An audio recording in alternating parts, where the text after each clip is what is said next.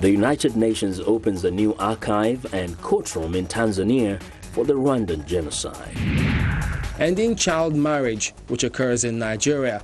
But Islamic religious leaders say that misconceptions still contribute to the practice. And vintage airplanes cruise over the continent on their way to raising funds for UNICEF, wildlife and forest conservation. Africa 54 starts right now.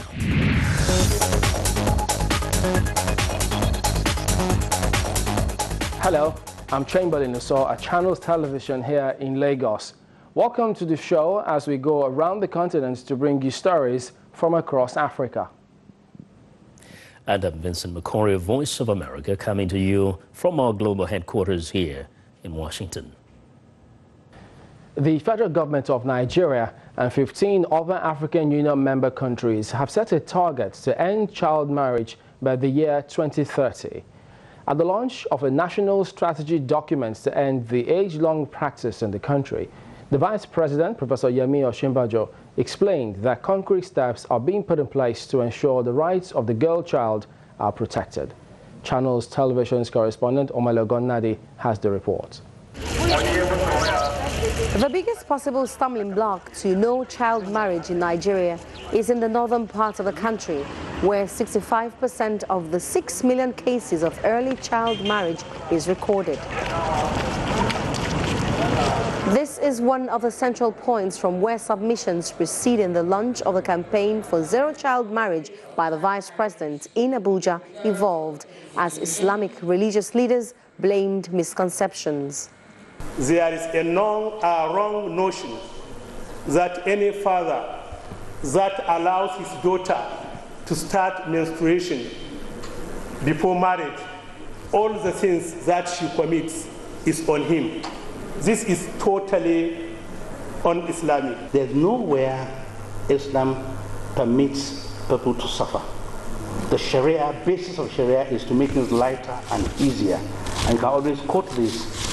And then they talk about maturity and physical and mental maturity. Nigeria is set to record the highest number of child brides in Africa, with 2 in every 5 girls married before 18 years. The ills of such practice, highlighted at the occasion by the Children's Parliament, are reasons why Nigeria is embarking on this campaign.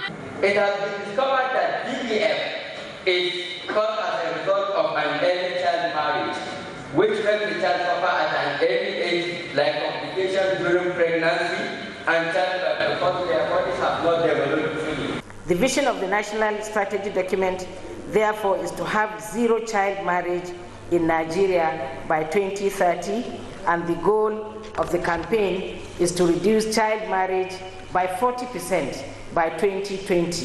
The Vice President says poverty and illiteracy, the main drivers of early child marriage, will be countered by empowerment and advocacy to ensure that federal government's stand against such violations will end by 2030. As far as the federal government is concerned, the campaign is not just for the Ministry of Women Affairs alone. It's a task for every department of government. Our position is clear: no child marriage. We must persuade by constant advocacy, moral suasion.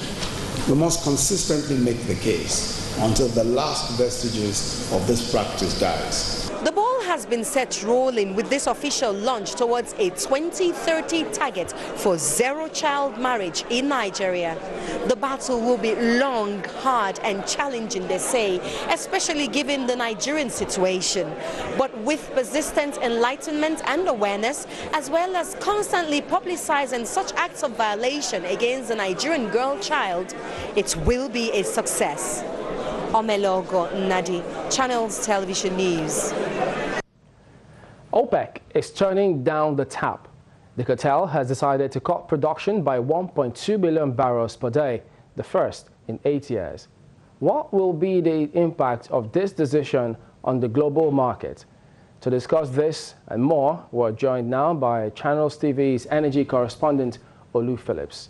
Olu Phillips, thank you for joining us. Thank you for having me on Africa 54. Start by telling us, why is this agreement coming now? It has become very obvious that a lot of countries are suffering economically because of the plummeting rate of barrels of oil to the dollar. And so countries who depend, like Nigeria, Venezuela, who depend on oil income, have suffered. And of course, you also know that there's been this agitation over, someone have said that the market is oversupplied. Saudi Arabia has refused to cut in the long while, and thank goodness they've agreed to this statement. I mean, they're having the highest. They're going to be cutting back by about 486 barrels, the highest of all the OPEC members. But it does appear as though it's having some sort of effect. Ever since that announcement, we've seen the prices climb to $50 a barrel. How long do you think this can be for? It can stay like this for another 1 quarter. It can stay like this for another 2 quarters from all the projections. On the average, we don't expect that it goes below $50 to a barrel. Is this sustainable, considering the fact that not all of those OPEC countries are monitoring this development, being on board? Sustainability is another thing that has been a worry within the industry, because if Saudi Arabia wakes up after 6 months and says, you know what, we're not cutting back anymore, there's going to be a glut.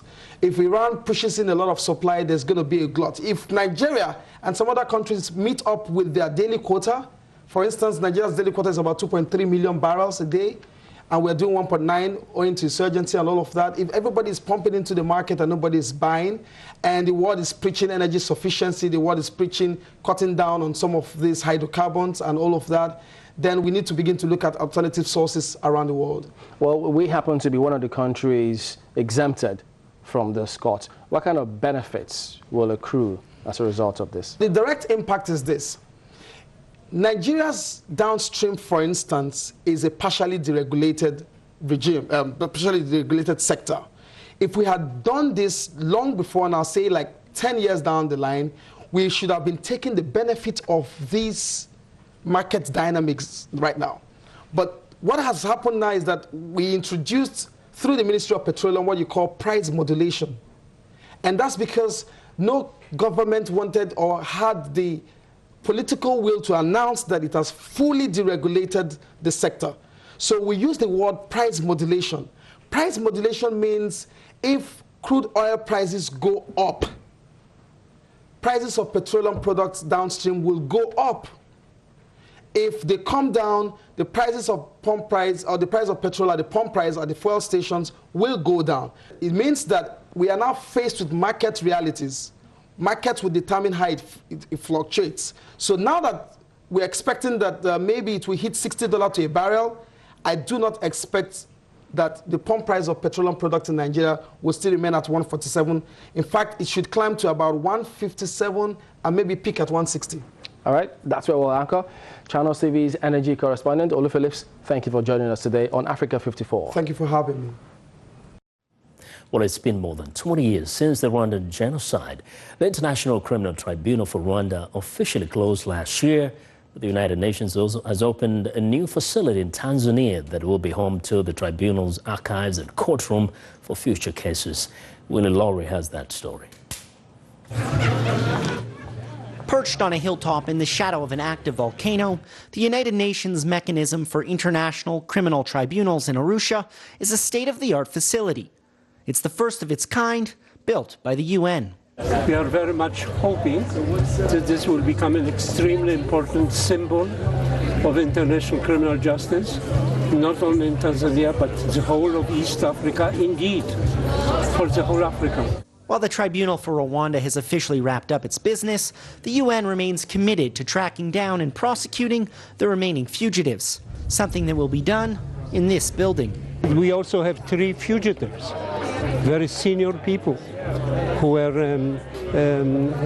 charged with very critical involvement in genocide in Rwanda.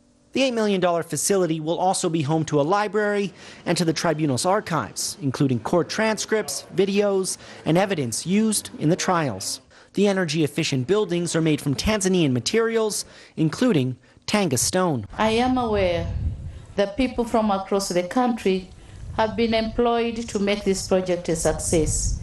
It is heartening that these employees were both men and women. Tanzanian officials hope the facility will help cement Arusha's place as an international destination and make it a hub for diplomacy and human rights in the region. Arusha is indeed going to be the citadel of international peace and justice in Africa and in the world. To that end, the government has donated land nearby to the African Court of Human and People's Rights and to several other international bodies. Willie Lowry for VOA News, Arusha, Tanzania. Well, we want to know what you think about Africa 54 and the stories we covered. Join the conversation on Facebook. The address is Africa 54, and check out our headlines 24/7 on voaafrica.com. Coming up, it has been almost 3 years since the Ebola epidemic in West Africa. VOA went there to see how the region might be able to cope if Ebola returned in force. That story after the break.